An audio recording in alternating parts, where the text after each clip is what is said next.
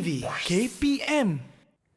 Assalamualaikum. Hai, anda bersama dengan saya lagi, Afiq Syazwan dalam Road to Success SPM 2020. Baiklah, macam biasa sekarang ni kita masih lagi ada tempat yang dah boleh keluar, dah boleh ke mana-mana. Sebelum kita nak mulakan sesi latih tubi kita untuk pecutan akhir ni, Afiq nak pesan kepada anda semua untuk patuhi SOP. Yalah, sebab sekarang ni mereka semua dah boleh bebas nak ke mana-mana, tetapi bersyarat ada SOP yang perlu kita ikuti. Antaranya gunakan pelitup muka, kemudian sentiasa basuh tangan, gunakan hand sanitizer, dan apa yang paling penting, jaga jarak anda sekurang-kurangnya 1 meter bersama dengan individu yang lain.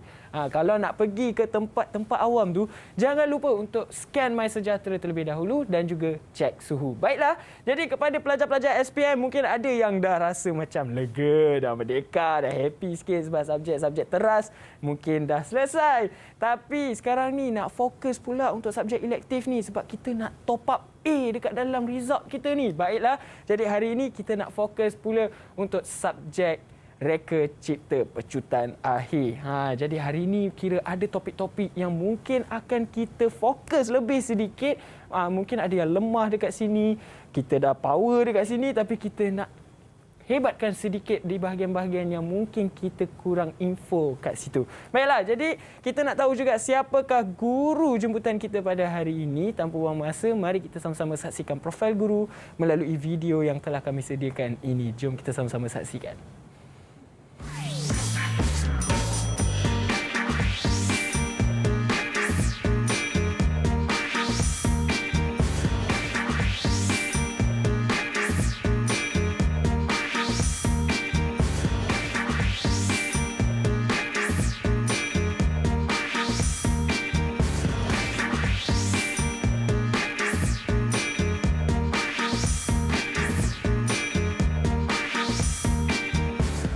Baiklah, kita dah pun bersama dengan Cikgu Azizi sekarang ni. Assalamualaikum, Cikgu. Waalaikumsalam warahmatullahi taala wabarakatuh. Baik, Cikgu. Jadi sebenarnya subjek Reka Cipta ni sebenarnya susah ataupun senang sebenarnya untuk pelajar-pelajar skor? Dan sebenarnya mereka nak jawab hari apa ni? Esok? Hari Rabu, Fik. Hari Rabu, lusa. Sidang 2. Okey, baik. Jadi Cikgu, sebelum kita mulakan latih tubi, Cikgu ada apa-apa pesanan tak buat mereka yang mengambil subjek elektif Reka Cipta ini?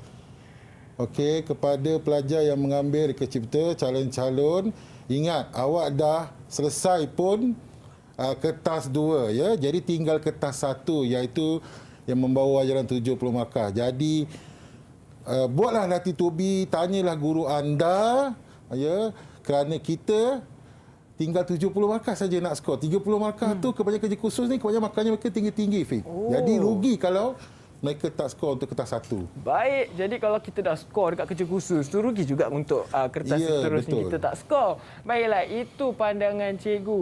Jadi sekarang ni saya nak bawa Cikgu ke meja sebelah sana tu untuk patuhi SOP terlebih dahulu sebelum kita mulakan latih tubi pembelajaran kita sebentar nanti. Jadi Cikgu boleh ikut saya. Okey, saya pakai dulu. Okey, dan silakan Cikgu. Baiklah. Jadi kalau anda nak tahu sebenarnya jarak kami pun sebenarnya studio ni sangat luas dan Cikgu pun akan mengajar di sebelah sana. Mungkin jarak kami sebenarnya adalah 1 meter. Jadi sekarang kita nak tahu juga apakah pandangan calon mengenai subjek Reka Cipta ini. Mungkin ada yang kata senang, ada yang kata susah, dan mungkin bagi mereka ada bahagian-bahagian yang mungkin mereka rasa ini adalah bahagian yang agak sukar untuk mereka mendapatkan markah. Jadi jom kita sama-sama saksikan VT ini terlebih dahulu. Jom. Didik TV KPM.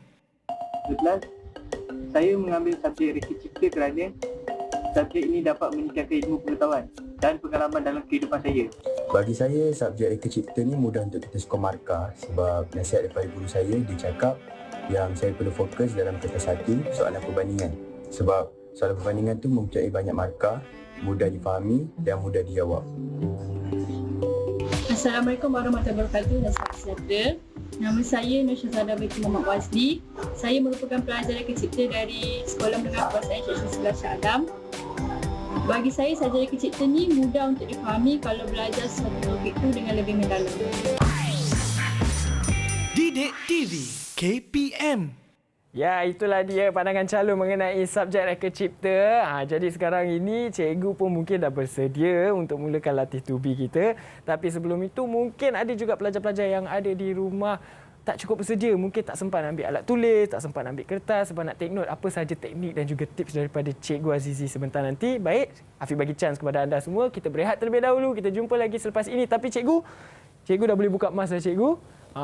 Sebab kita pun akan mulakan sesi pembelajaran kita sebentar nanti. Baiklah, jadi kita bagi chance kepada anda semua untuk standbykan alat tulis, standbykan kertas. Dan kita jumpa lagi selepas ini. Jangan ke mana-mana, semuanya dalam Road to Success SPM 2020.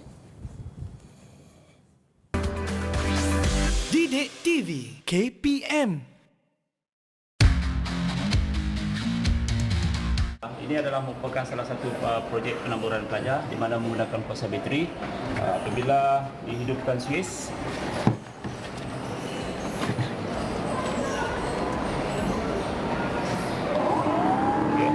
bila dihidupkan Swiss, motor akan bergerak dan berpusing dan akan mengeluarkan angin.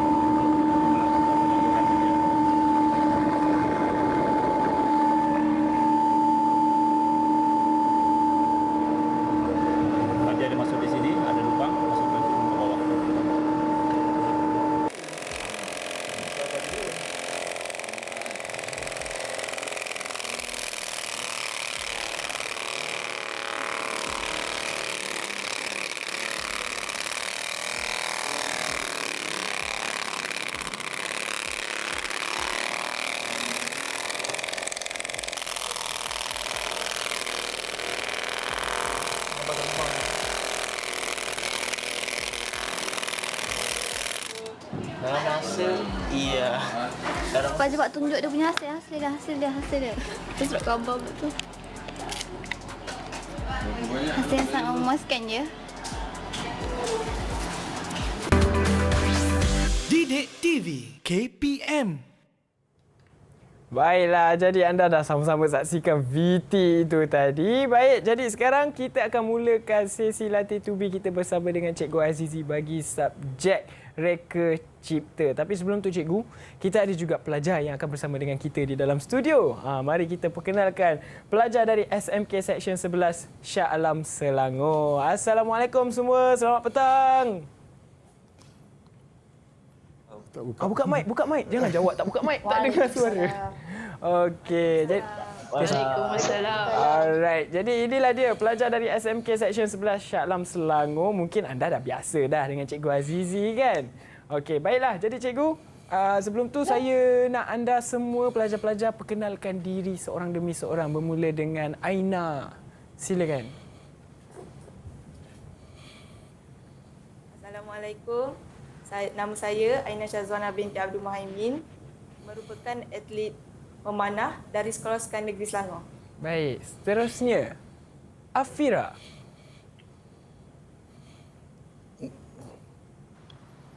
Assalamualaikum. Nama saya Afira Nurtaqwa Arazi. Saya merupakan atlet bola sepak dari Sekolah Sukan Negeri Selangor. Baiklah. Seterusnya Assalamualaikum. Saya Siti Nurfahana binti Syamaruddin, merupakan atlet hoki daripada Sekolah Sukan Negeri Selangor. okey. Seterusnya Syahira. Assalamualaikum. Nama saya Nur Syahira Nisha binti Asnawi. Saya atlet olahraga. Alright. Ini dia. Iman. Silakan Iman. Assalamualaikum. Nama saya Iman Irfan bin Sazali. Saya atlet berbasikal dari Sekolah Sukan Negeri Selangor. Okey, dan yang terakhir sekali, Haziq. Assalamualaikum. Nama saya merupakan atlet olahraga dari Sekolah Sukan. Haziq, angkat sikit mic Haziq. Rugi tak dengar suara awak. Angkat sikit mic. Oh, tak dengar? Sekali lagi. Okey. Angkat mic. Pegang mic. Okey. Assalamualaikum. Yeah. Kesalam. Nama saya Muhammad Aziz bin Muhammad, merupakan atlet olahraga dari Sekolah Sukan Negeri Selangor. Okey, jadi kita dah kenal seorang demi seorang. Ini semua atlet-atlet ni, hebat-hebat mereka ni kan. Baiklah, jadi tanpa buang masa, kita dah bersama dengan Cikgu Azizi. Silakan Cikgu untuk mulakan sesi latih tubi kita bagi subjek kita pada hari ini, iaitu Reka Cipta Pecutan Akhir. Silakan Cikgu. Terima kasih, Fik. Ya, Baik, sama-sama. sebelum itu mari kita lihat. Boleh Cikgu? Tak. Okey. Nampaknya sekejap ya. Okey. Kita guna secara manual terus. Senang. Hebat cikgu ni. Okey, saya Cikgu Azizi mengajar di SMK 19 Sekolah Sukan Negeri Selangor. Ya. Sekolah ini menawarkan Reka Cipta lah sebagai pilihan mata pelajaran elektif. Okey.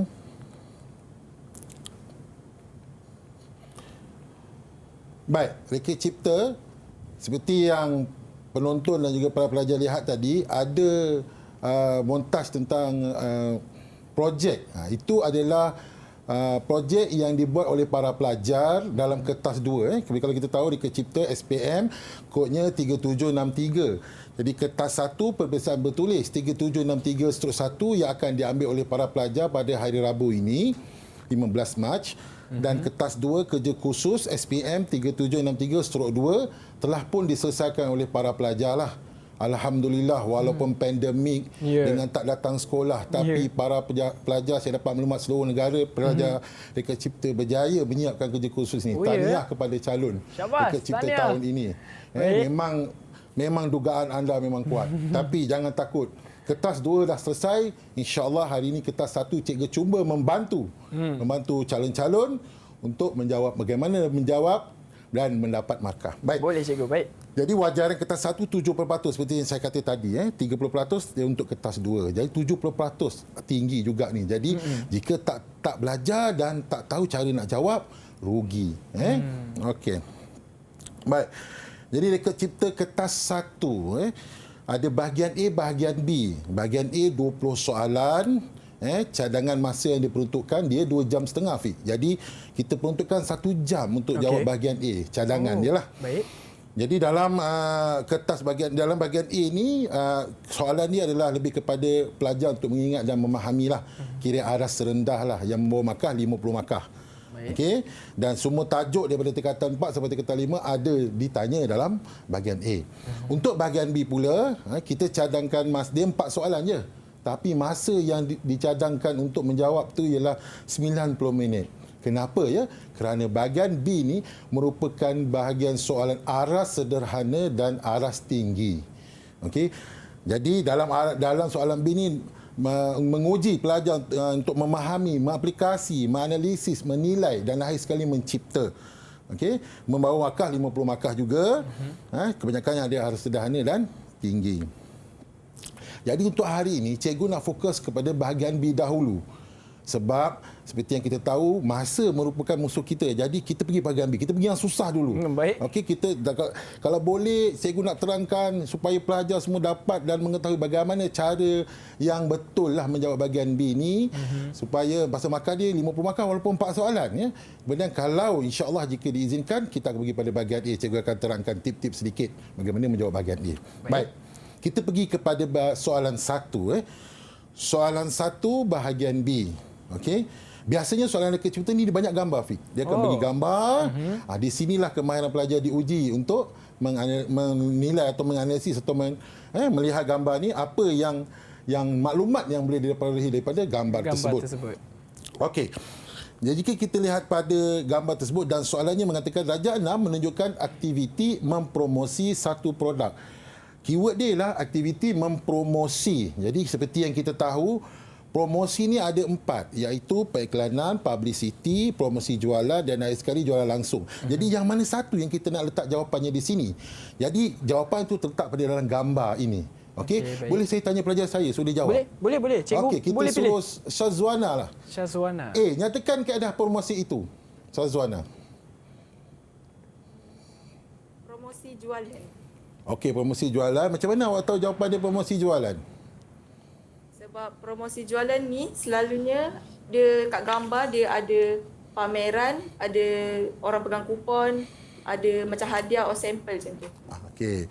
Jadi kata pelajar saya tadi ada orang pegang sampel. Jadi kita dapat dengan jelas bahawa ada orang yang memegang sampel minuman. Jadi jelaslah kaedah yang digunakan ini adalah kaedah promosi jualan. Ya. Baca soalan dengan teliti dan dapatkan maklumat yang baca soalan teliti dan lihat Raja dan dapatkan maklumat apa yang boleh kita perolehi daripada situ. Baik. Okey.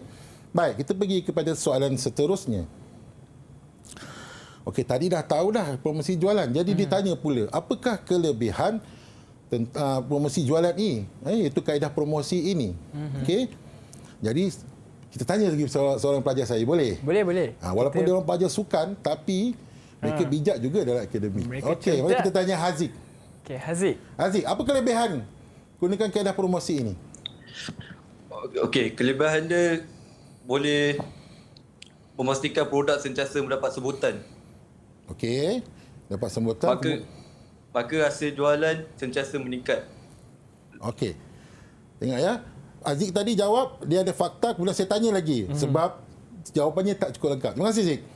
Jadi, kena ada fakta dan penerangan. Sebab markah di sini 4 markah. Soalannya 2. Jadi, bermaksud 1 soalan, 2 markah. Jadi, untuk mendapat 2 markah ini, kita perlu ada fakta 1 dan 1 penerangan. Okey, mari kita lihat contoh jawapan di sini. Okey, ini kata meningkatkan jualan dalam masa yang pendek. Jadi, apakah penerangan dia? Oleh itu, penerangan ini dapat memaksimumkan keuntungan. Jadi, jawapan di kat sini sebenarnya kelebihan apa-apa saja yang pelajar boleh jawab asal dia berkaitan dengan promosi dan sesuai, kena dengan jawapannya lah dengan soalan tersebut. Okey. Baik, yang kedua, pengguna dapat mencuba sendiri produk. Oleh itu, akan berasa lebih yakin untuk membeli dan mengguna. Nampak? Saya highlightkan warna biru dengan warna merah tu warna untuk membezakan bahawa warna biru fakta, dan untuk mendapat satu lagi markah untuk penerangan, kita perlu ada penerangan. Ya, barulah dapat 4 markah di sini. Baik. Okey. Mari kita lihat soalan seterusnya. Okey. Lakar dan warnakan brosur. Jadi soalan ini, inilah yang sebenarnya orang kata kalau dalam soalan ini, inilah jiwa soalan itu sebenarnya. Soalan yang membawa 5 markah. Soalan ini 10 markah ya untuk soalan 1. Jadi markah dia 5, lebih banyak daripada yang lain. Kenapa? Ini adalah soalan yang meminta pelajar untuk mengaplikasi pengetahuan mereka yang mereka dah belajar dahulu. Okey? Jadi dalam soalan ini pelajar kena tahu apa dia brosur dan sepatutnya dalam brosur sepatutnya ada apa. Jadi dia kena tahulah. Brosur sepatutnya mengenai nama produk, gambar produk, harga, logo dan slogan, maklumat pengeluar, spesifikasi produk iaitu fungsi, saiz dan had muatan atau kemampuan ataupun penerangan produk. Perlu ada ini, tapi tak semestinya semua. Nanti kita tengok ya. Okey. Tapi contoh saya ini semualah saya letak. Kita letak yang terbaik lah. Okey. Ini contoh brosur. Brosur, semua yang saya nyatakan sini ada dekat sini. Tapi banyak ni. Tapi 5 markah. Macam mana dia memperoleh 5 markah?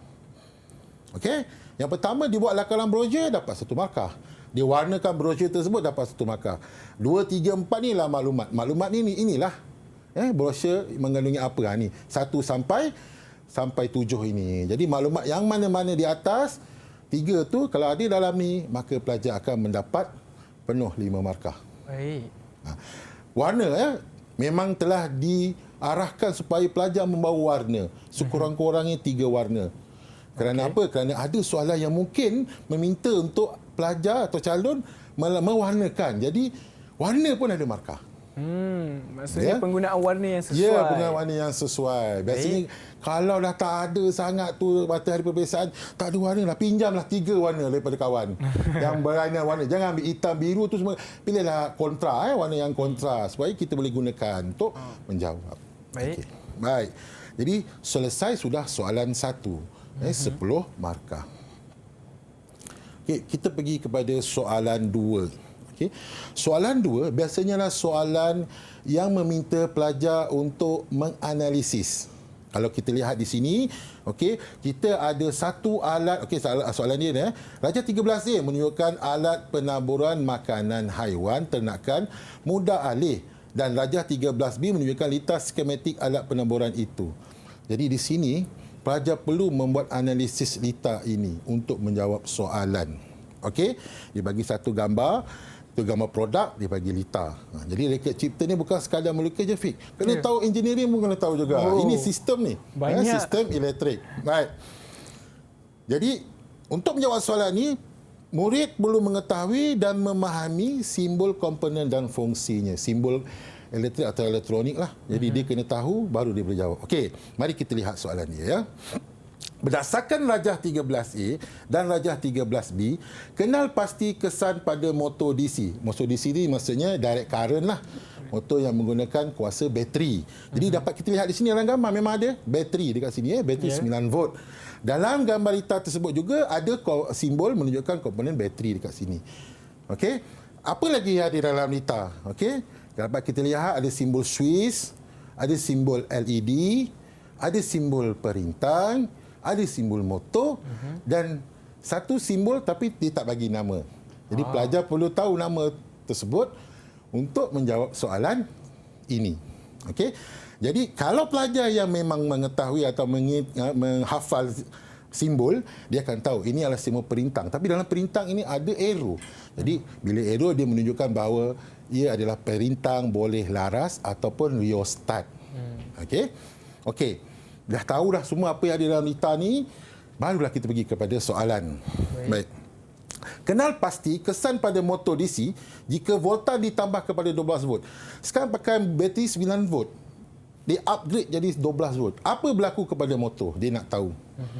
Jadi, apabila voltan ditambah kepada 12 volt, apa yang berlaku? Jadi kita tanya soalan lagi pada saya. Boleh? Boleh. Baik, kita minta Iman yang jawab. Okey, Iman. Iman boleh jawab kenapa apa yang berlaku apabila pada motor apabila voltan ditambah kepada 12 volt? 12 volt. Motor DC akan semakin laju, cikgu. Kenapa dia semakin laju? Sebab apa ni? Okey, tak apa ni. Cikgu. Ya, dia motor ingat tu. Okey. Sebab arus elektronik elektromagnet bertambah. Bukan arus, arohan. Okey. Apabila kita, terima kasih. Baik, terima kasih Iman. Jadi apabila kita menambah voltan, maka akan berlaku perubahan pada aruhan elektromagnet. Kita tahu DC motor ni, motor elektrik dia menggunakan magnet. Dia ada magnet, jadi dia bergerak. Dia apabila current diberi pada motor, mengalir pada motor, maka dia ada magnet. Jadi tindakan magnet tu akan menyebabkan dia berpusing. Jadi apabila voltan bertambah, maka kuasa aruhan elektromagnet bertambah, dia akan bergerak lebih laju. Jadi putaran menjadi lebih laju. Okey? Betul. Kelajuan motor akan bertambah. Okey. Kemudian, nilai komponen Y berada pada tahap paling maksimum. Jadi tadi saya dah beritahu, pelajar dah kenal pasti bahawa simbol Y itu membawa kepada maksud simbol kepada perintang boleh laras. Jadi dia kena tahu fungsi perintang boleh laras. Perintang boleh laras, kita boleh mengawal arus. Maksudnya kalau kita kurangkan arus, kurangkan rintangan, arus akan jadi lebih banyak masuk dalam litar. Kalau kita tinggikan rintangan, maka arus yang mengalir akan jadi rendah. Okey. Sekarang dia kata nilai komponen Y berada pada tahap paling maksimum. Maksudnya kita putarkan rheostat tu kepada paling maksimum. Apa yang akan berlaku kepada kelajuan motor? Okey? Apa yang berlaku pada motor? Kita tanya seorang lagi. Tanya seorang lagi. Okey, biar semua tu jangan tidur. Okey, Ira. Apa yang berlaku, Ira? Okey. Siapa cikgu? Ira, Syahira. Oh, Syahira. Okey, Syahira. Kejut dia. Kelajuan motor semakin perlahan. Ya, kenapa dia makin perlahan lah, Ira? Sebab kerana nilai rintangan semakin tinggi. Ya, nilai rintangan semakin tinggi. Tadi saya ceritakan rheostat kita boleh kawal kan. Jadi bila kita buka pada maksimum, maksudnya nilai rintangan tinggi. Jadi bila rintangan tinggi, arus yang masuk sedikit lah. Jadi bila arus masuk sedikit, maka kelajuan motor akan berkurangan atau perlahan. Okey. Soalan yang akhir sekali, akhirnya yang untuk A ni, A3, kekutupannya diterbalikkan daripada AB menjadi BA. Maksudnya daripada AB ni terbalikkan. Kekutupan ni kita terbalikkan. Okey. Jadi apa yang berlaku kepada motor? Kita tanya pada seorang lagi pelajar saya, Farhana. Okay, silakan Farhana. Apa yang berlaku, Farah? Putaran motor berubah sebab arah kekutuban terbalik. Ya, dia siap bagi jawab terus. Dia tahu. Terima kasih, Farah. Ya, betul. Maksudnya dia macam songsang. Dia songsang. Ya, betul-betul. Baik. Maksudnya di sini putaran mereka jadi terbalik. Kalau mula-mula ikut arah ikut jam, bila terbalikkan dia jadi lawan jam. Okey. Jadi kalau dapat jawab semua ini dapat 3 markah di situ. Sama juga soalan 2 membawa markah 10 markah. Okey. Inilah yang saya kata tadi. Kalau macam saya kata tadi, inilah dia sebenarnya soalan yang memulakan pelajar membuat analisis kepada litar tadi kan. Jadi huraikan operasi litar alat itu pada keadaan nilai komponen Y berada pada tahap minimum. Sekarang kita putarkan rheostat tu kepada nilai kosong ataupun nilai kecil. Jadi dia suruh huraikan apa yang berlaku dalam litar. Okey, apa yang berlaku dalam litar. Okey, mari kita tanya satu. Seorang pelajar saya seorang lagi, Afira. Berikan, kita nak jawab soalan huraian ni. Dalam soalan huraian ni sepatutnya kena ada apa? Sepatutnya kita kena ada. Dalam soalan huraian, kita kena ada sebelum, semasa dan selepas. Ya, betul. Sebelum, semasa, selepas. Okey. Jadi kita tengok situ 5 markah. Jadi sebelum 1 markah, semasa 3 markah, selepas 1 markah. Jadi jumlahnya 5 markah. Jadi sebelum, okey, sebelum apa yang berlaku kita tulis. Okey, hidupkan ataupun on switch supaya litar berfungsi. Okey, tulis ini kalau dalam litar elektrik ni biasanya sebelum mestilah kita kena onkan dulu ataupun hidupkan litar. Jadi tulis. Okey, tulis hidupkan litar ataupun onkan switch. Dah dapat 1 markah. Dapat 1 markah lah. Dapat 1 markah. Senang je kan? Okey, semasa. Ini yang sebenarnya ini yang susah. Yang kebanyakan pelajar bila dia menjawab kadang dia cuai ataupun dia memang tak tahu fungsi, salah dia punya penerangan. Okey, mari kita lihat. Okey, jadi ada 3 semasa. 1, 2, 3. Apa yang berlaku dalam litar?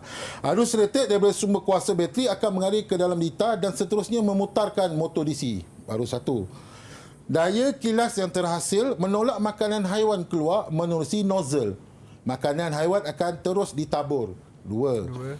Laraskan atau turunkan nilai rheostat bagi mengawal kelajuan putaran motor ataupun bagi mengawal jarak taburan. Jadi kita nak supaya dia alat tu tabur lebih jauh, kita laraskan kepada kosong ataupun nilai yang kecil dalam rheostat tu kan. Dia macam kipas lah. Kalau kita nak laju kipas, kita tekan 3. Jadi bila kita 3, maksudnya di sini ialah di tangan dia kecil. Bila kita tekan 1, di tangan dia besar. Jadi kipas perlahan. Macam tu. Okey. Okey, jadi 1, 2, 3 semasa baru dapat 3 markah dan akhir sekali selepas. Okey. Tutup switch bagi memutuskan litar dan mematikan motor. Okey. Katakanlah dapat soalan ini, pelajar tak tahu nak tulis apa. Tulislah hidupkan on switch, tulislah tutup switch. Dapat 2 markah. Yang dia tak tahu kan. Tak tahu tak apa. Ataupun rasa nak cuba jawab, jawab je. Tapi hidupkan switch dan tutup switch dah dapat 2 markah dekat situ. Walaupun 5 markah tapi dah dapat 2 markah. Okeylah daripada dapat kosong tak jawab langsung. Betul. Ya. Tulislah hidupkan switch dan tutupkan switch. Biasanya operasi litar begitu jawapannya. Okey. Okey, kemudian dia bagi satu lagi, ini bahasanya soalan kebat lah kita panggil soalan yang menguji pemahaman atau pengetahuan pelajar. Okey, terangkan satu penambahbaikan yang dapat menambah kecekapan alat penaburan tersebut. Ini yang kita kata tinggi tadi tu. Maksudnya kalau budak memang faham, dia boleh jawab lah. Kalau budak memang tak faham, dia tak boleh jawab lah. Jadi bagaimana kita nak tambah baikkan alat tu supaya dia berfungsi lebih cekap. Okey. Okey. Sama juga bila terang, ada perkataan terang maksudnya 2 markah, fakta dan penerangan. Okey. Memanjangkan nozzle yang membolehkan taburan makanan lebih jauh, atau kita boleh jawab macam inilah. Membesarkan saiz ruang bekas makanan haiwan supaya menampung jumlah yang lebih banyak. Maksudnya kalau sekali tabur mungkin sedikit je yang keluar. Jadi bila kita besarkan banyak makanan lagi boleh ditabur dengan sekali jalan. Atau nozzle tu kita panjangkan, dia boleh dia boleh taburkan lebih jauh. Jadi cekaplah kira alat tu. Ya, faham. Okey. Baik. Itu soalan 2, 10 markah, 10 markah. Soalan 3. Soalan 3 ini soalan aras tinggi, 15 markah. Okey. Dalam soalan 3 ini, pelajar diminta untuk membuat penilaian terhadap 2 produk yang diberi spesifikasinya. Okey. Jadi dalam soalan ini pelajar kena membuat perbandingan. Okey. Baik, mari kita lihat dulu apa yang soalannya kita lihat soalannya dan apa gambar ni menunjukkan apa ya. Baik, Raja 8 menunjukkan 2 lampu suluh yang akan digunakan oleh Ammar bagi aktiviti jelajah rimba semasa perkemahan pengangkap sekolahnya. Keyword dekat sini digunakan dalam situasi aktiviti jelajah rimba semasa perkemahan. Maksudnya kita nak guna yang mana yang sesuai yang digunakan ketika pergi berkemah. Antara 2 alat yang diberikan ini, produk yang diberikan ini, iaitu lampu suluh ini, yang mana yang lebih sesuai. Jadi gambar gambar yang pertama, lampu suluh A ni dia bagi spek dia, spesifikasinya dia bagi, pencahayaannya mencapah, bilangan LED-nya 4, sumber kuasanya DC. Maksudnya sumber kuasanya menggunakan bateri, DC direct current. Beratnya 600 gram, warna yang ada pilihan kuning dan merah. Untuk lampu suluh B pula, pencahayaannya tertumpu, bilangan LED-nya 1, sumber kuasanya AC 240. Maksudnya dia kena charge. Okey. Maksudnya bila charge kena ada plug lah. Tempat tu kena ada plug. Okey.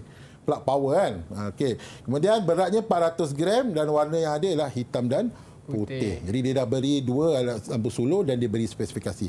Jadi pelajar kena membandingkan kedua-dua produk tersebut, kemudian dia kena buat pilihan yang mana yang sesuai untuk aktiviti jelajah rimba semasa perkemahan pengangkap sekolahnya. Okey. Jadi soalan 3A, tentukan lampu suluh yang paling sesuai untuk dipilih dengan membandingkan kedua-dua lampu suluh tersebut. Dia kena bandingkan. Okey, macam mana nak banding? Okey. Jadi apabila membanding mesti menyatakan spesifikasi kedua-dua produk. Sama juga, okey, kalau kita lihat, kita ternampak kat sini, nanti slide seterusnya kita nampak. Markah untuk soalan A ni ialah 9 markah. Bila ada 9 markah, maksudnya di sini kita kena banding 4 spesifikasi. Sebab tadi perbandingan dan penerangan membawa 2 markah, 1 spek. Okey, 1 spek ni. Jadi 1 spesifikasi. Jadi untuk mendapat 8 markah, sekurang-kurangnya 4 spesifikasi kita kena bandingkan. Baru dapat 8 markah dan pilih 1 markah. Okey? Baik, mari kita lihat bagaimana cara kita nak menulis untuk membuat perbandingan. Saya tanya murid saya sekali lagi. Kalau tidak nanti dia tidur. Okey, petang-petang ni kan. Betul, petang-petang. Okey, tadi saya dah pilih. Sekarang saya nak volunteer ataupun suka dia. Siapa nak jawab soalan ni? Siapa?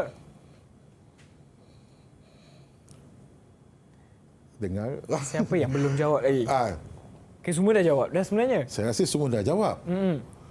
Siapa? Siapa? Tak ada. Tak ada nak cikgu pilih juga. Semua nak cikgu pilih. Okey, Afira. Afira. Okey, silakan Afira. Sila. Okay, first kalau nak jawab soalan ni, kita tengok dia punya kata kunci. Kata kunci dia kata nak pergi jelajah rimba. So kita kena tengok dari satu spek tu yang mana lagi sesuai. Macam yang mana menang lah untuk pergi jelajah rimba. Satu. Lepas tu kat sini yang first untuk lampu suluh A, spek dia pencahayaan mencapah. So yang ni berbanding spek B, spek A lagi menang lah sebab dia boleh tengok lagi besar, kawasan yang luas. Okay. So cara nak jawab dia, lampu suluh A mempunyai pencahayaan mencapah berbanding lampu suluh B yang mempunyai pencahayaan tertumpu. Oleh itu, lampu suluh A boleh menerangi kawasan yang lebih besar. Ya. Okey.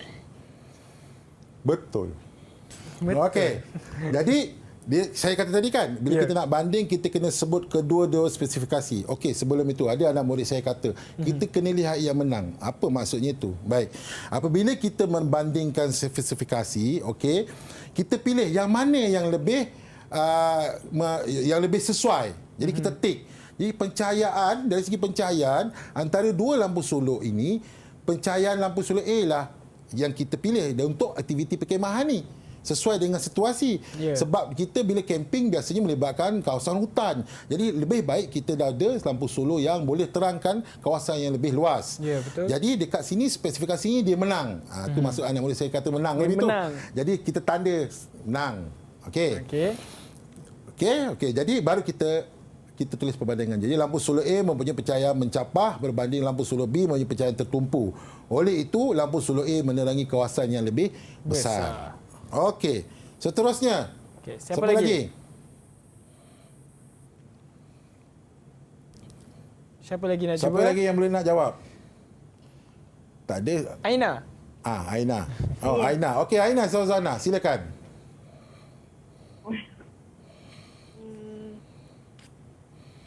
Next, bilangan LED. So, bilangan LED bagi lampu A ialah 4 berbanding bilangan LED bagi lampu B ialah 1. Oleh itu, lampu solar A lebih cerah. Lebih cerah. Yelah, 4 LED dengan 1 LED. Dah tentulah 4 LED lebih cerah. Kan? Okey, betul. Jadi, dekat sini A lagi menang. Tanda right juga. Okey. Jadi, yang menang kita tulis dulu. Lampu solar A mempunyai 4 bilangan LED berbanding lampu solar B yang mempunyai 1 saja bilangan LED. Oleh itu, apa kelebihan dia? Lampu solar A lebih cerah cahayanya. Okey, untuk mendapatkan 2 markah. Penerangan, perbandingan, penerangan. Okey? Okey. Saya rasa kalau kita tanya lambat tu lambat. Kita pergi takut tak sempat nak sentuh yang lain Okey. Jadi yang ketiga, kita banding pada sumber kuasa. Okey, lampu solar A menggunakan sumber kuasa bateri DC 12 volt berbanding dengan lampu solar B yang menggunakan sumber kuasa berkala tenaga elektrik AC 240 volt. Kita sebanding, kita sebut dua-dua spek, dapat 1 markah. Oleh itu, lampu solar A boleh digunakan di mana-mana tempat. Jadi, mana-mana tempat bateri kan boleh portable. Berbanding kalau yang menggunakan AC tu kita kena cari tempat yang ada port power atau port kuasa. Kat mana cikgu dalam hutan? Kat mana dalam hutan? Kena pergi dekat generator lah kalau cikgu dia bawa. Itu pun kalau tak dimarah oleh cikgu. Okey. Okey, yang seterusnya. Tadi saya kata kena ada 4 Pasal tadi saya cakap markah dia 9. Jadi 9, 8 markah datang daripada 4 spesifikasi yang kita banding yang membawa 2 markah, 2 markah, 2 markah. Okey, kemudian satu yang kita pilih tu akan menjadi 1 markah. Okey. Seterusnya, lampu solar A mempunyai warna kuning dan merah berbanding lampu solar B mempunyai warna hitam dan putih. Oleh itu, lampu solar A lebih ceria dan nampak menarik. Okey? Baik. Okey. Dekat sini ada 5 spek. Tapi saya ambil 4 dan biasanya saya ambil yang menang. Okey, cikgu. Pernah ada pelajar tanya saya, kalau dia bagi 4, 1 tu kalah. Macam mana cikgu? Contoh dia tak bagilah warna. Kita dah terang-terang yang berat tu kita nak banding juga ke? Banding. Sebab kita perlu membuat 4 perbandingan. Kita tulis je. Katakanlah warna, kita katakan warna ni tak ada. Kita tak usah guna berat. Jadi kita guna yang menang, lampu solar B. Lampu solar B mempunyai berat 400 gram berbanding lampu solar A yang mempunyai berat 600 gram. Oleh itu lampu solar B lebih ringan. Kita tulis je. Tapi walaupun dia menang dalam spek tu, 3 lagi dia kalah. Jadi bila 3 kalah, ini yang kita pilih yang menang lah. 3 dah A menang kan. Jadi kita tulis. Oleh itu lampu solar A lebih sesuai digunakan. Kena tulis. Baru dapat 9 markah. Okey? Okey. Kita pergi soalan yang seterusnya. Okey, tadi 4 perbandingan dan penerangan 8 markah. Pilih produk 1 markah. 9 markah. Okey. Soalan 3. Laka cipta ni dia mesti nak lakar. Tadi lukis brosur kan? Yang ni kita nak lakar pula. Okey, lakar dan labelkan 2 penambahbaikan untuk menambah nilai mesra pengguna lampu solar yang ditentukan. Nilai mesra pengguna ni maksudnya keyword dia ialah mudah. Apa-apa saja yang mudah. Okey. Jadi saya pun lakarkan. Apabila melakar penambahbaikan. Okey. Soalan dia menambah lakar penambahbaikan. Kalau melakar penambahbaikan, rupa bentuk asal produk tidak boleh berubah. Satu lagi, kalau dia minta pengubahsuaian, barulah kita boleh ubah. Walaupun bentuk dia tak sama, tak apa. Tapi dekat sini soalan nak penambahbaikan. Jadi, bila penambahbaikan, pelajar harus mengekalkan rupa bentuk dia. Okey? Jadi, rupa bentuk dia. Jadi, saya tambah apa dekat situ? Saya tambah tali pemegang, saya tambah pemantul cahaya. Okey? Jadi, bila kita tambah ni, mudahlah tali pemegang, mudah nak pegang. Saya dah kata tadi, nilai mesra pengguna mesti ada perkataan mudah. Jadi, pemantul cahaya tu mudah dilihat di dalam gelap. Okey. Jadi apabila melakar perlu mempunyai 2 lakaran penambahbaikan. Jadi kita buat 2 ni. 1 pemantul, 1 tali, dapat 2 markah. 2 label. Ada 2 label. Okey. Kalau lebih label lagi bagus. Okey, label semua yang dekat situ kalau benda label. Ya. Okey, tapi dekat sini kena 2. Okey, 2 minimanya 2 lah. Okey, lakaran bentuk 3 dimensi, 3 dimensi bukan 2 dimensi. Dan seperti jelaslah apa yang dilakar dekat situ, kita nampak itu adalah lampu suluh, bukan benda lain. Okey, jadi 2 2 1 1 dapatlah 6 markah. Okey. Okey, kita pergi kepada soalan 4. Okey. Soalan 4. Baik, soalan 4 ni adalah soalan bahagian B yang terakhir, 15 markah juga. Ini adalah soalan yang menguji pelajar untuk mereka cipta sesuatu bagi mengatasi masalah tersebut. Baik cikgu, jadi sebelum kita teruskan untuk soalan 4 ni cikgu, apa kata kita rehat terlebih dahulu? Boleh? Boleh. Jadi sekarang kita berehat terlebih dahulu. Dan jadi anda yang ada di rumah, jangan ke mana-mana. Bolehlah minum-minum air dulu ke, pergi ke tandas terlebih dahulu. Dan kita akan teruskan lagi sesi latih tupi kita bagi subjek Reka Cipta nanti semuanya dalam Road to Success SPM 2020. Kita jumpa nanti. Terima kasih. Didik TV KPM. Nama saya Yohanes Anak Sedi dari SMK Riambiri dan saya merupakan pelajar tingkatan 5 yang mengambil subjek Reka Cipta. Tajuk kerja khusus bagi subjek Reka Cipta pada sesi tahun 2017 dan 2018 ialah mencipta perangkap makhluk rosak, dan saya memilih untuk membuat perangkap tikus, dan ini merupakan perangkap yang dihasilkan oleh saya. Ini merupakan tangga di mana tikus akan menaiki ke atas perangkap tersebut dan masuk ke dalam lubang perangkap tersebut. Ini merupakan perangkap elektrik yang berada di dalam perangkap kayu. Perangkap elektrik ini berfungsi apabila dawai ini bersentuhan dengan keluli ini pada masa yang sama. Untuk menghidupkan perangkap elektrik ini, kita hanya perlu menekan switch on dan ia berfungsi ini.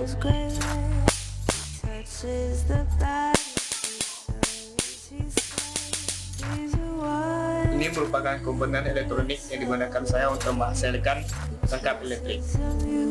Ini merupakan high voltage generator dan ia berfungsi untuk meningkatkan lagi voltan dengan kuasa yang rendah. Dan saya hanya perlu menggunakan bateri 9 volt, switch untuk menghidupkannya, dan kepala botol untuk meletakkan dawai bagi memudahkan tikus menyentuh keluli dan dawai tersebut pada masa yang sama dan menghasilkan gerenjakan elektrik yang menyebabkan tikus terbunuh. Didik TV KPM. Ini adalah merupakan salah satu projek penamburan pelajar di mana menggunakan kuasa bateri. Apabila dihidupkan switch,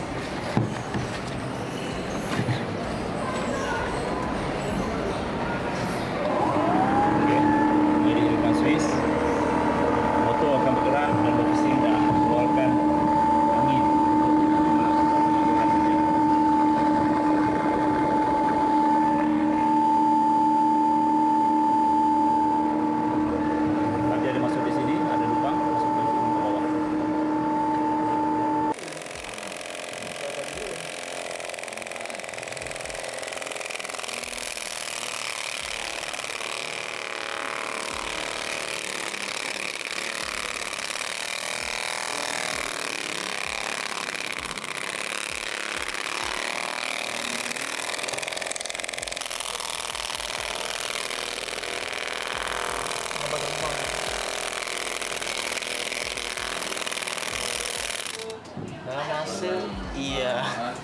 Pak cepat tunjuk dia punya hasil dia.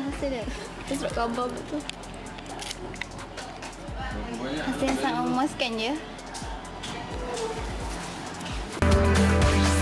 Didik TV KPM. Kembali lagi kita dalam Road to Success SPM 2020.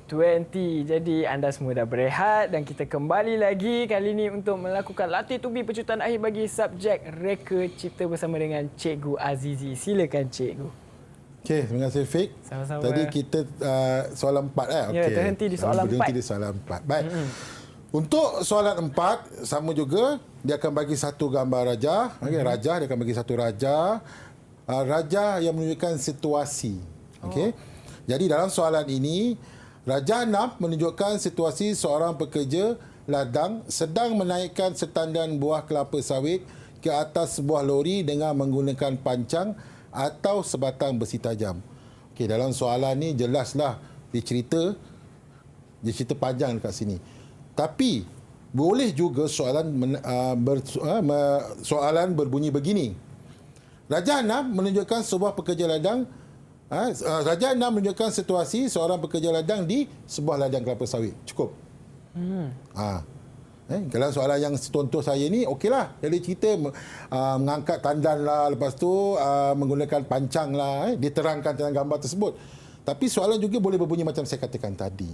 Jadi di sini memerlukan kemahiran pelajar untuk melihat gambar tersebut, mencari maklumat apa yang boleh kita dapat daripada gambar tersebut. Okey? Baik. Okey, baca soalan macam saya kata tadi, baca soalan dan lihat raja dengan teliti untuk mendapatkan maklumat. Senaraikan masalah-masalah yang dihadapi oleh pekerja ladang ketika melakukan aktiviti menaikkan tandan kelapa sawit. Okey. Kenapa saya suruh senaraikan dahulu? Okey. Pelajar ni dia nak cepat habis, dia tulis je. Nanti bila kita tengok next punya slide, kita tengok ada ruangan soalan, dia tulis je jawapan. Soalan ni sebenarnya dia berkait. Nanti kita akan lihat berkait dengan soalan nanti soalan B, soalan C. Masalah di sini, jika salah di bahagian A, maka bahagian B pun akan salah, bahagian C pun akan salah. Okey. Macam mana boleh salah tu? Okey. Okey, nanti kita tengok macam saya kata tadi kan. Terangkan dua masalah yang dihadapi oleh pekerja. Okey. Jadi kita tulislah apa yang kita nampak dalam gambar tersebut tadi, kita terangkan. Terang maksudnya okey, ada dua masalah, jadi 4 markah. Jadi terangkan kena ada fakta, kena ada penerangan. Okey, fakta 1 markah, penerangan 1 markah. Soalan untuk 1, 2 pun sama. Jadi dapat jawab ada fakta penerangan, dapat 4 markah. Okey. Mari kita lihat. Okey, contoh masalah yang boleh kita nampak daripada gambar tersebut ialah mengambil masa yang lama. Okey, itu fakta dia. Kenapa? Kenapa mengambil masa yang lama? Kerana perlu mengangkat tandan kelapa sawit satu persatu. Kemudian yang seterusnya jawapannya ialah menggunakan tenaga yang banyak dan ini menyebabkan pekerja cepat berasa letih. Itu yang kita dapat melihat pada gambar tadi. Gambar yang sebelum ni lah. Okey, jadi apabila kita menulis masalah tersebut, okey, penerangan tu boleh merujuk kepada punca ataupun akibat. Okey, macam ni. Okey, ini punca. Mengambil masa yang lama kerana perlu mengangkat. Kenapa mengambil masa yang lama? Punca ini kerana angkat tandan satu persatu. Ini akibat. Menggunakan tenaga yang banyak. Bila menggunakan tenaga banyak, apa masalahnya? Ini menyebabkan pekerja cepat berasa letih. Jadi penerangan tu boleh kepada punca ataupun akibat. Okey. Kita pergi kepada soalan seterusnya. Baik. Okey. Lakar dan labelkan. Dia campur. Lakar dan label.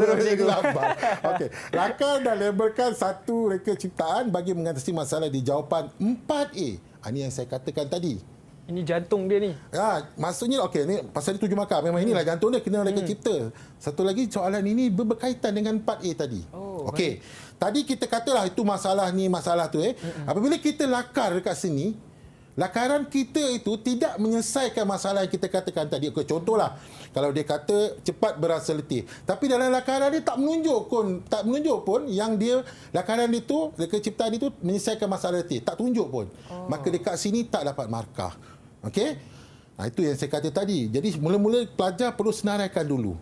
Biasanya soalan ni saya ajar pelajar saya tengok dulu daripada soalan yang depan 4 tu, tengok sampai habis. Apa soalan dia tanya? Biasanya dia akan minta macam inilah. Kadang-kadang dia minta buat pengubahsuaian, kadang-kadang dia minta reka ciptaan. Okey. Jadi kita lihat dulu sebelum kita lakar, bila kita dah lihat soalan tu, kita dah lihat gambar, kita dah tulis. Kita tanya, pelajar tanya apa yang saya nak lakar. Okey, katakanlah saya nak lakar benda yang boleh mengangkat tanpa perlu kita angkat. Jadi masalah yang kita kena tulis tadi maksudnya boleh berletih. Maksudnya kita punya lakaran itu menyelesaikan masalah letih. Jadi kita tulis kat depan. Baru kita tulis kat depan. Oh, baik. Sebab jika dah tulis awal-awal, lepas tu pelajar ni syok. Oh, lakar lah. Dia pun lakar. Rupanya lakaran dia tak selesai pun masalah yang dikata dekat 4A tadi. Soalan yang pertama tadi. Jadi kalau dia tak selesaikan, dia ada kaitan. Sini markah tak dapat. Itu yang bahaya soalan ni. Soalan dia berkaitan kan. Pasal mengatasi masalah. Okey. Okeylah. Tadi kalau kita lihat, okey, kita patah balik sekejap. Mengambil masa yang lama kerana mengangkat tanda. Jadi kita nak selesaikan mengambil masa yang lama ni. Okey. Kedua, menggunakan tenaga yang banyak. Okey. Jadi ada tak lakaran itu menyelesaikan masalah yang lama dan juga letih tadi kan? Okey. Oh, jadi dia buat satu alat yang boleh angkat mesin lah, kita kata mesin lah. Di sini biasanya jawapan pelajar memerlukan kreativiti pelajar, imajinasi dia. Macam mana nak selesai ni? Apa yang perlu saya buat? Okey. Ini yang kita kata soalan aras tinggi ni, sebab pelajar perlu mereka cipta. Okey. Ini contohlah. Contoh jawapan saya untuk soalan tadi. Jadi saya lakarkan satu reka ciptaan saya di mana satu mesin ataupun satu alat atau produk yang boleh mengangkat tandan kelapa dengan cepat dan juga tidak memenatkan saya. Okey. Jadi dalam lakaran tersebut kita labelkan, okey. Okey, kita labelkan. Okey. Bagaimana nak dapat 7 markah daripada lakaran tersebut? Okey. Yang pertama, perlu membuat lakaran reka ciptaan dalam 3D. 3 dimensi. 3 dimensi lah. 3 dimensi maksudnya dapat panjang, nampak lebar, nampak tinggi. Okey. Lakaran yang menyelesaikan masalah yang dinyatakan dalam jawapan 4B. 4A ni salah ni, bukan 4B, 4A. Yang tadi tu, selesai masalah dia, maka dapat 2 markah. 2 tadi masalah dia, 2 kita selesaikan, dapat 2 markah. Yang membuat lakaran tadi 1 markah. 2 bahagian yang berlabel. Jadi macam saya kata, bila buat lakaran perlulah label. Tapi kita patah balik yang tadi soalan pertama, brosur kalau lukis logo, jenama, jangan label. Kalau melakar macam tadi, melakar produk, label. Label lah sebanyak mana. Kalau boleh banyak lagi bagus. Dan masukkan juga label bermaklumat. Ini kita panggil label maklumat, Fit. Maksudnya ada label, ada maklumat dekat situ. Contoh lengan pengaut dibuat daripada keluli tahan karat. Itu maklumat dia. Masukkan aja. Kita tak tahu kemungkinan dalam soalan ini markah untuk label maklumat pun ada. Bergantunglah kepada pembuat soalan kalau dia nak, bagaimana dia nak memberi markah kan. Tapi kita buat semaksimumnya. Okay? Label, dah ada label maklumat. Okay? Lakaran jelas, kemas, nampak apa yang dilakar. Kemudian kreativiti. Kreativiti ni lah maksudnya apa yang dilakar tu hebat tak?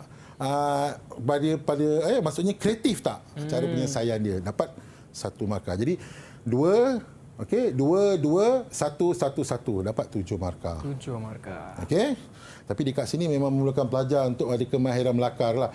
Dan dalam reka cipta pun kita memang mengajar pelajar kita untuk melakar. Walaupun dia tak tahu melukis, tapi kita ajar basic sekurang-kurangnya dia boleh melakar.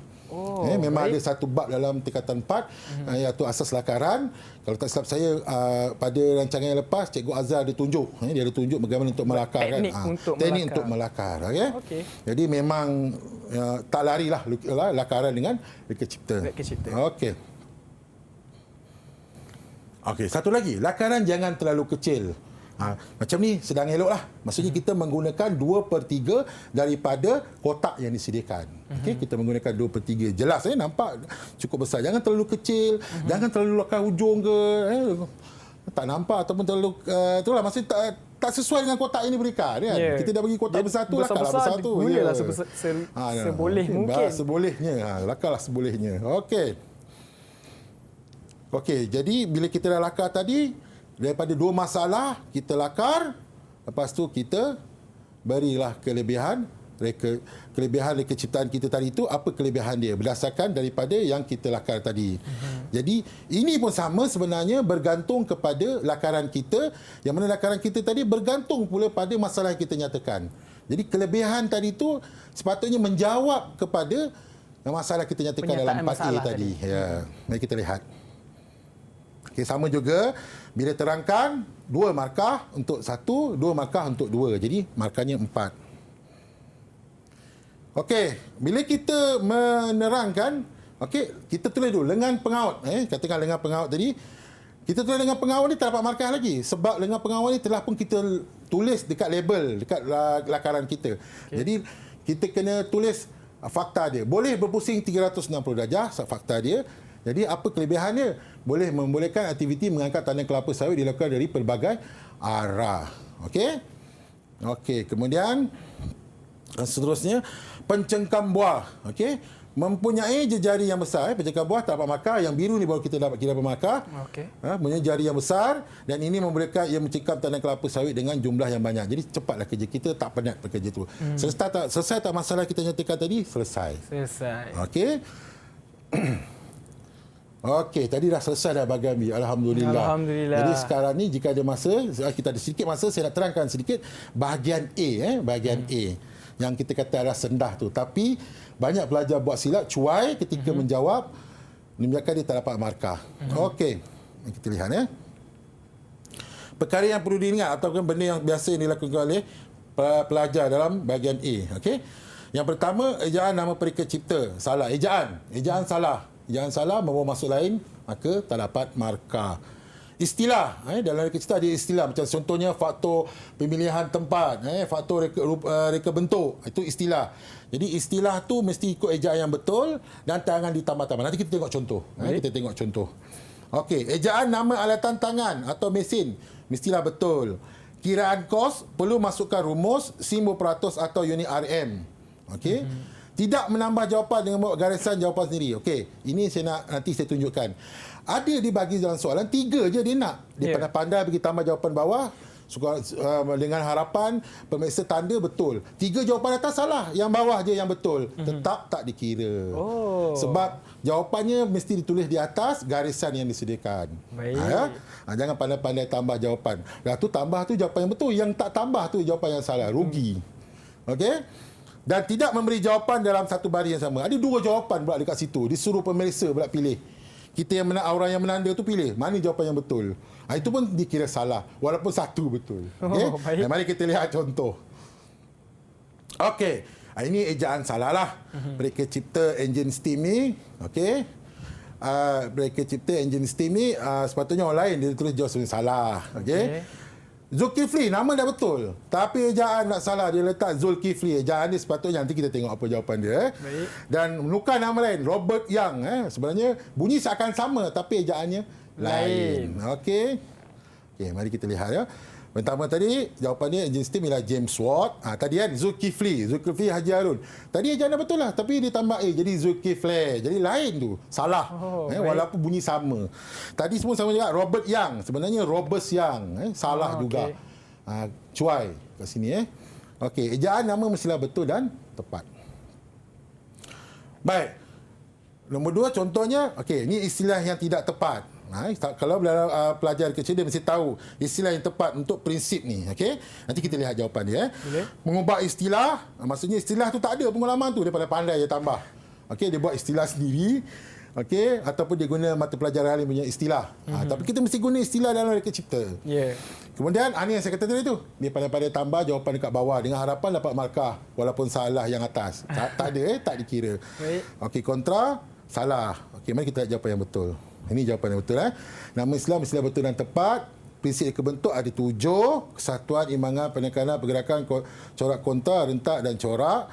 Jadi, dekat sini jawapannya, kesatuan tu adalah prinsip kebentuk. Adalah. Tadi jawapan ni kita tengok tadi. Sama macam bunyi sama tapi sebenarnya lain. Salah. Okey, ini imbangan. Istilah dia imbangan, bukan seimbang, bukan apa Tadi ditulis seimbang. Bunyi sama masuk sama tapi istilah kerana istilah mesti tepat. Okey. Kemudian pergerakan jawapan dia tadi dia pergi tambah pengulangan lah apalah memang pergerakan ni nampak macam berulang-ulang dia punya tu tapi kita istilahkan ni sebagai pergerakan dalam reka cipta yang tadi pengulangan tu itu istilah untuk mata pelajaran lain sebenarnya. Okey. Okey, yang ini pula istilah tidak tepat. Okey, istilah tidak tepat, mengubah nama istilah sama juga. Yang ni mengubah kepada sama maksud. Dia tak ingat. Dia tahu ini apa tapi dia tak ingat. Jadi dia tulis maksud yang seakan sama. Nanti kita tengok jawapannya. Tidak ditelan zaman. Ini faktor. Faktor pemilihan reka bentuk ada 12. Jadi masa pengguna rupa bentuk kelestarian. Ini jawapan sebenarnya. Kelestarian ni sebenarnya tidak makan inilah zaman lah maksudnya. Maksudnya lestari kekal, reka bentuk yang kekal, tidak berubah, tidak kelangan zaman. Jadi dia buat istilah sendiri, dia boleh letak. Jadi tak boleh juga. Walaupun maksudnya sama sebab maksudnya sama sebab dia adalah faktor. Bila sebut faktor mesti inilah dia. Kalau 12 Kalau 4, 3, 7. Jadi pelajar tetap kena gunakan ini istilah. yang maksudnya nanti pelajar kalau boleh buatlah nota kecil. Faktor pemilihan apa bentuk. Apa dia hafal. Jangan salah. Rugi. Okey, nama istilah sama juga tidak tepat, menambah istilah. Ni nanti kita tengok jawapannya apa. Dia bagi tambah satu perkataan pula dekat tu.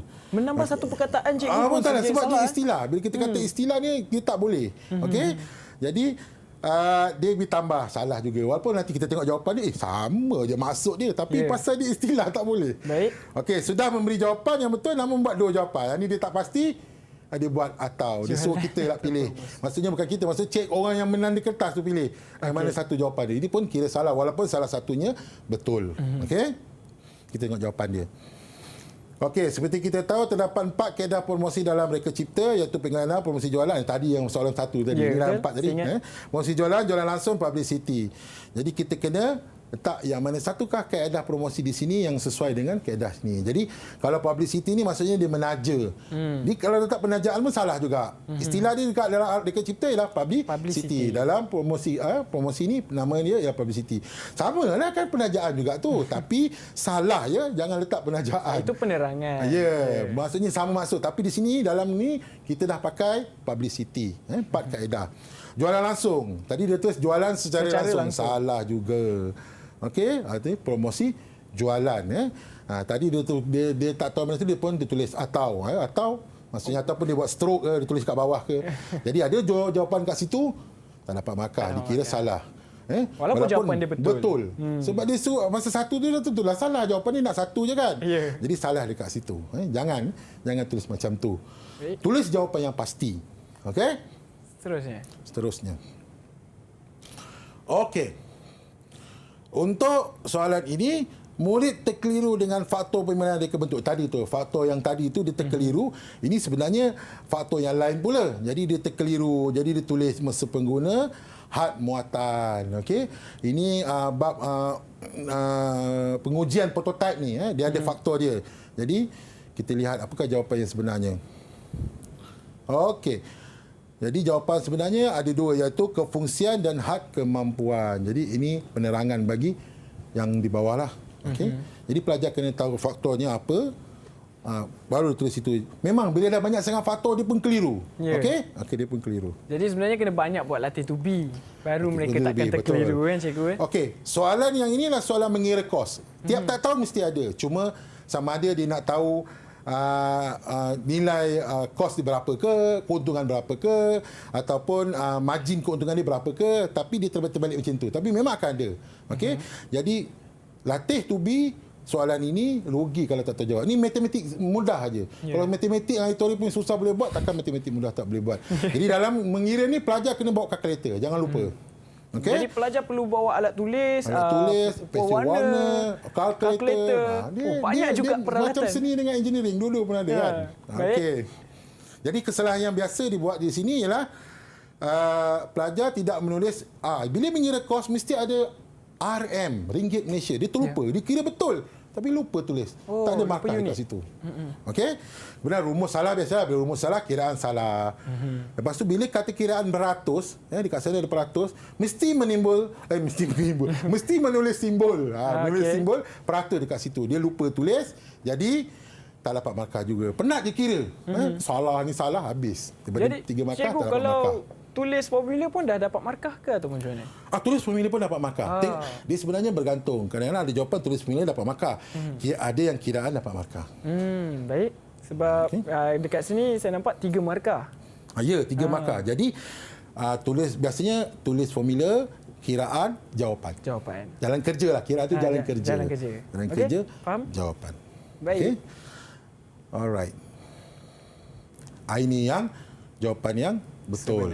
Okey, jawapan yang betul. Baik. Jadi dekat sini, okey, kita kena tahu formula. Biasa kalau dalam kiraan kos ni, inilah formula yang saya katakan tadi. Kos pengeluar sama dengan kos jualan campur margin keuntungan. Okey. Jadi dalam soalan ini dia dah bagi harga jualan, dia dah bagi kos pengeluaran. Jadi dia nak tanya margin keuntungan. Biasanya margin keuntungan ni dalam peratus. Okey. Bila dalam peratus, jadi kita kena kira. Okey. Jadi berdasarkan formula, okey, margin keuntungan sama dengan kos jualan tolak kos pengeluaran. Biasalah, takkan kos pengeluaran tolak harga jualan. Jual mestilah lebih tinggi daripada keluar, kos keluar. Jadi okey, jadi kos jualan RM93.60, dia dah bagi harga jualan Oh, ni bukan kos ni, sebenarnya harga jualan. Harga jualan. Okey. Harga jualan RM93.60 tolak kos pengeluaran RM72.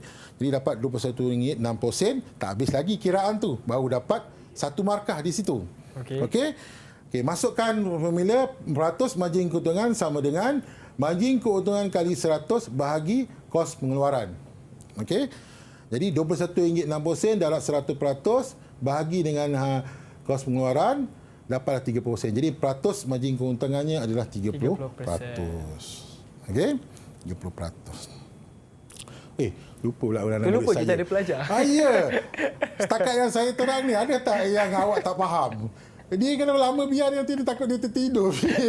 Macam itulah kalau kita rasa gemik. Ya, betul. Sebenarnya tadi saya mengejar takut tak sempat nak terang. Ini senyap je ni. Saya pula yang dalam studio yang faham. Betul lah. Jadi ada tak yang saya terangkan yang bahagian A tadi, ada soalan tak yang awak nak tanya? Okay, kita tanya kepada siapa-siapa. Ada tak soalan? Farhana ke? Afira ke? Syahira, Aina, Iman, Haziq? Bukanlah mic. Segan untuk bahagian A mereka ni. Ke agaknya mereka faham ni semua ni, itu sebab dia tak nak tanya. Itulah. Haziq. Untuk bahagian A, ada tak apa-apa yang awak rasa awak nak tanya? Tak kisahlah ni, bahagian B pun boleh lah. Kalau nak tanya tentang bahagian B tadi pun boleh. Oh ya. Okay, Haziq. Haziq nak Silakan tanya, Haziq. Okey, Ego. Yang pasal hitung harga tu. Ya. Kalau kita tulis jalan kira dia tak tulis unit, tapi jawapan dia baru kita tulis unit dia. RM. Okey. Boleh ke tak? Jika ketika menulis jalan kerja tak ada unit, tak apa. Tapi jawapan akhir perlu ada unit. Tak kisah unit tu sama ada peratus ke atau RM, perlu ada. Kena tulis. Sebab awak dah kira benar-benar tak tulis jawapan betul. Tapi sebabkan tertulis RM tak dapat markah, salah. Ini yang kita kata kecuaian-kecuaian yang biasa dilakukan oleh pelajar. Menjawab soalan Zik? Oh, dia dah. Okey, Ego, faham. Okey. Ada soalan yang lain? Soalan bahagian B pun boleh. Tanya je. Okey. Ya, Aina. Okey, Aina. Cikgu, saya nak tanya yang bahagian A. Kalau dia minta 2 elemen reka bentuk, lepas tu saya bagi 3. Yang first dengan second tu salah, tapi yang ketiga tu betul. So, saya dapat markah ke tak dapat markah? Biasa kalau dia minta macam tu, kan dia minta ada garisan jawapan ke? Kan?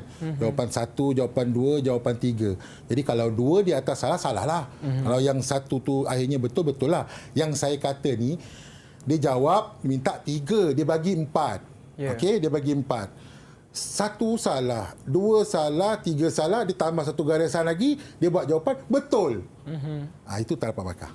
Walaupun 3 tadi atas salah, 1 sebab dia minta 3 dan garisan yang dia bagi untuk jawapan pun 3 je. Jadi awak bagi tambah. Jadi jawapan yang awak tambah di bawah tu walaupun betul tak dapat markah. Yang atas tu kalau betul dapat markah lah. Kalau tak betul tak dapatlah markah. Salah lah kiranya. Jadi kalau ada jawapan yang betul, sila letak di ruangan. Jadi bagaimana? Yang mana bila kita dapat soalan tu kita tengok, kita fikir dalam bab ni, dalam tajuk ni apa jawapan ni. Tulis yang mana kita confident, yang paling yang kita yakin tu jawapan dia. Okey. Untuk nanti bila dapat soalan nanti masa hari Rabu nanti, belik dulu, jangan segera nak jawab. Betul. Belik dulu satu-satu, tengok dulu. Okey, tengok dulu. Okey. Lepas tu mana yang awak rasa yang awak confident, masa yakin yang nak jawab dulu, yang memang tahu jawapannya, jawab tu dulu. Pasal dalam exam, dalam peperiksaan, musuh kita ialah masa. Okey, kita sedang elok fikir apa jawapannya, masa berjalan ni. Okey, yang ni tak jawab lagi ni. Baru dapat tulis jawapan, tiba-tiba kena soalan yang tu memang kita tahu, tak sempat nak jawab, rugi. Jadi para pelajar, jawab soalan yang awak tahu dulu. Pergi ke soalan tu, ni tak tahulah, tinggal dulu. Ni tak tahulah, tinggal dulu. Ni aku tahu, tulis. Okey, pergi bahagian B pula. Ini kena fikirlah. Pergi dulu. Pergi yang mana yang kita rasa, kita yakin dan kita tahu, jawab dulu. Kita nak mengejar masa. Okey, bila dah habis jawab yang tahu, baru kita ulang balik, baru kita lihat. Okey, yang mana kita tahu, separuh tahu. Kita jawab dulu. Ni soalan ni aku tahu yang atas, tapi yang bawah tak pasti. Kita jawab yang tahu dulu. Dah habis semua, barulah pergi ke jawapan tak tahu. Mungkin masa tu Tuhan, doa pada Tuhan, Tuhan bagi idea. Iyalah ini dah jawapannya. Biasanya pelajar dah jawab confident, lepas tu dia tutup, dia tunggu. Jangan, semak balik. Semak balik jawapan tu, tengok balik. Mungkin masa jawab, ni betul ke jawapan ni? Ingat balik apa semua, nota yang awak buat apa semua, yang latihan awak buat. Kemungkinan masa tu dapat idea, itulah jawapan sebenarnya yang awak tulis tadi salah. Salah. Okey, satu lagi. Ketika menjawab, salahlah atas garisan tersebut. Okey, potong elok-elok, tulis sebelahnya. Okey, tulis di sebelahnya. Okey, janganlah mau kata dia kalau tersilap saya dalam peperiksaan tak boleh guna liquid paper kan. Jangan pergi palam macam ni kotor, lepas tu tulis nanti pemeriksa tak nampak.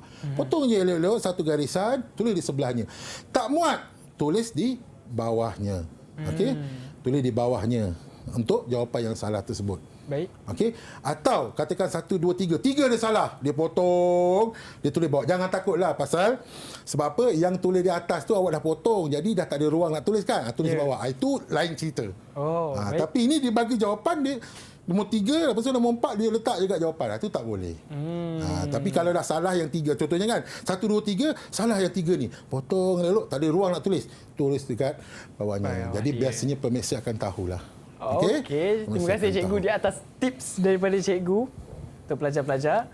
Okey, jadi cikgu pun dah terangkan dari segi kesilapan yang sering pelajar lakukan. Kemudian cikgu pun dah bagi tahu tips sekiranya kalau tak tahu boleh isi yang atas switch on, kemudian bawah switch off. Kemudian dari segi teknik menjawab, kemudian di bahagian manakah yang perlu kita nyatakan untuk buat nota kecil dan bagaimanakah istilah yang paling penting dalam subjek reka cipta ini yang perlu kita hafal. Baiklah, jadi cikgu, sebelum kita mengakhiri pecutan akhir bagi subjek reka cipta kita ini, saya nak bertanya juga kepada pelajar-pelajar dari SMK Seksyen 11 Shah Alam Selangor. Mereka ni semua atlet-atlet hebat ni. Sekolah Sukan Fik ni, Sekolah Sukan Negeri Selangor. Sebab saya tahu mereka ni adalah ada yang pemain hoki, ada yang sekurang-kurangnya dia orang ni mewakili negeri, Negeri Selangor. Okey, jadi saya nak bertanya dengan mereka, bagi mereka sebenarnya subjek reka cipta ini mereka dapat skor A ataupun tidak, ataupun mereka sebenarnya masih lagi rasa ragu-ragu sebab berdasarkan apa yang saya nampak tadi sebenarnya wajah mereka ni semua confident je. Tapi kita nak tanya seorang demi seorang lah cikgu. Kita cuba dengan Aina lah. Aina, sebenarnya bagi awak subjek reka cipta ni susah ke senang sebenarnya? Bagi saya subjek reka cipta ni senang je sebab dia ada 30% daripada kerja khusus. So kalau nak dapat A tu kita perlukan lagi 40 markah je. So dalam exam kita perlukan 40 markah je lagi untuk dapat A. Ya, itu dia. Terima kasih Aina. Aina main suka apa nak? Saya main memanah. Oh, memanah. Wah, hebatnya main memanah. Okey. Jangan pandang orang Jangan pandang hati saya. Baiklah, seterusnya Haziq. Okey, Haziq berbasikal ke? Saya olahraga. Oh, olahraga. Okey, Haziq. Jadi, ada tak bagi Haziq sebenarnya macam mana Haziq, macam tadi ada bahagian istilah. Macam mana Haziq nak hafal satu persatu daripada segi bahagian istilah tu? Kalau bagi dia macam kita ni tak payah hafal apa, cuma kita faham. Ya. Faham benda tu. Kalau boleh hafal tu kira memang point lah, dapat lah. Dapat markah. Kira okey lah. Okey, baik. Terima kasih Haziq. Okey, seterusnya kita nak tanya Iman pula lah. Iman Irfan. Okey, ini yang berbasikal. Ya, Iman lah. Ya, saya. Betul. Okey, Iman. Bahagian lakar. Bahagian melakar ni. Macam mana teknik Iman untuk bagi pemeriksa itu betul-betul faham dari segi lakaran Iman, kemudian idea Iman, kemudian dari segi brosur pula. Kalau Iman nak menulis brosur tersebut, apa idea Iman untuk bagi brosur Iman tu nampak lebih menarik? Iman dengar tak? Mula-mula kena faham soalan dulu. Dengar? Dengar. Sila teruskan. Lepas dah faham lepas faham soalan tu, lepas tu letak apa yang dia nak. Macam brosur kita kena letaklah gambar, harga jualan, lepas tu spesifikasi produk. Kita kena letak tu semua. Okey, baik. Terima kasih Iman. Okey, siapa lagi di antara Syahira, Afira, Farhana, ada tak apa-apa lagi nak kongsi tips? Sebab anda yang ada di kaca TV sekarang ni untuk kongsikan tips bersama dengan pelajar-pelajar lain yang sedang menonton kita sekarang ni. Mungkin mereka juga ambil subjek elektif Reka Cipta Pecutan dan mereka memerlukan tips daripada kawan-kawan sebab sekarang ni kan kita musim PKP suka nak jumpa kawan-kawan. Ada tak tips? Afira? Ada? Ya, saya. Okey. Okey, bagi saya lah. Kalau macam saya, yang hafal-hafal tu, kita kena start hafal dari awal lah kan. So bila exam tu macam soalan ni dah tahu dah tajuk mana. Lepas tu yang bahagian B pula, kita kena score yang mana confirm. Confident yang dah dapat full mark. Macam perbandingan tu, yang penyelesaian masalah tu pun senang je. So, bolehlah dapat A. Kena banyak orang ni lah skor dekat bahagian-bahagian yang senang. Okey, terima kasih Afira. Mereka ni dah hebat. Sebab tu semua cakap, tak apa kita fokus kat bahagian senang. Senang dah bagi mereka cikgu. Itulah. Sebab itulah bila kita tanya orang yang dah hebat, bagi mereka senang. Kesian kawan-kawan kita yang bagi mereka susah. Baiklah, jadi cikgu, ada tak apa-apa kata akhir daripada cikgu sebelum kita mengakhiri episod kita hari ini? Silakan cikgu. Okey, ketika menjawab peperiksaan soalan tadi, seperti mana yang telah saya nasihatkan sebelum ni, baca soalan, tengok soalan dulu, jawab yang mana tahu, jangan gopoh-gopoh. Okey, kemudian apabila selesai jawab, semak balik. Okey, jadi saya ucapkanlah selamat berjaya pada hari Rabu ini. Okey, pastikan anda menjawab semua soalan. Jangan tinggal, jangan tinggal, sayang. Kemungkinan jawapan yang anda buat tu macam melakar tu, ada markah. Biasanya kalau kita jumpa pelajar, dia kalau tak nak buat, dia dah tak tahu jawapan, melakar pun dia tak nak buat. Sebenarnya apabila pelajar melakar je pun dah dapat 1 markah sebenarnya. Tadi kita lihat tadi kan, lakaran 1 markah. Jadi jangan tinggalkan ruangan kosong lah ya. Lepas tu tenang-tenang, gunakan sebaiknya 2 jam 30 minit tu. Jangan gopoh-gapan nak keluar je. Semua dah jawab dah. Bolehlah keluar. Jangan. Semak balik jawapan anda. Mungkin ketika itu anda dapat idea. Mohon banyak-banyak pada Tuhan, berdoa, diberikan idea ketika menjawab soalan. Jangan gopoh-gapah. Jadi berusaha, berdoa dan bertawakal. InsyaAllah berjaya. Baik cikgu. Cuma cikgu, saya ada satu soalan tentang subjek Reka Cipta ni. Sebenarnya subjek Reka Cipta ini, apakah kelebihan dia untuk di masa akan datang mungkin bagi pelajar yang mengambil subjek elektif ni? Mungkin peluang pekerjaan mereka dan juga mungkin dari segi sambung belajar mereka ini, di manakah skop peluang mereka selepas mereka mengambil Reka Cipta ini? Okey, terima kasih.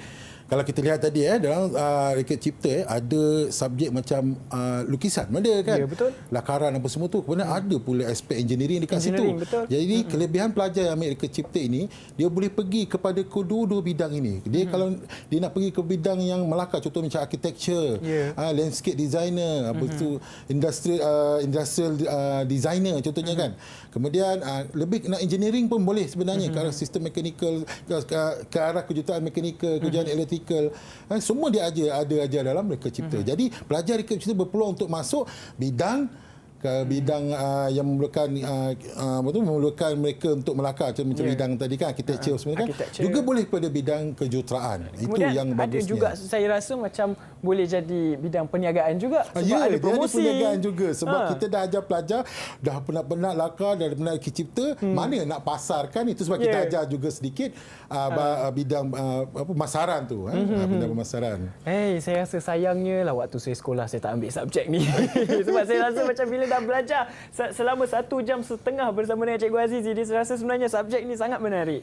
Okey, baiklah. Jadi saya harap kepada maupun pelajar-pelajar yang ada di studio dan juga pelajar yang sedang menonton kami pada hari ini bermula dari jam 4.30 sehinggalah jam 6 petang ini dapat memberi manfaat kepada semua penonton ataupun pelajar yang betul-betul mengambil subjek elektif ini, iaitu Reka Cipta, dan semoga anda dapat segala tunjuk ajar, teknik, tips dan juga panduan untuk menjawab kertas ini yang baru saja ditunjuk ajar daripada Cikgu Azizi, sebab saya rasa ini adalah peluang anda untuk skor A, dan semoga apa saja yang diberikan dapat memberi manfaat kepada anda semua, terutamanya kepada pelajar-pelajar daripada SMK Section 11 Shah Alam Selangor. Okey, good luck buat yang terbaik. Mungkin ini kertas terakhir mereka, Cikgu?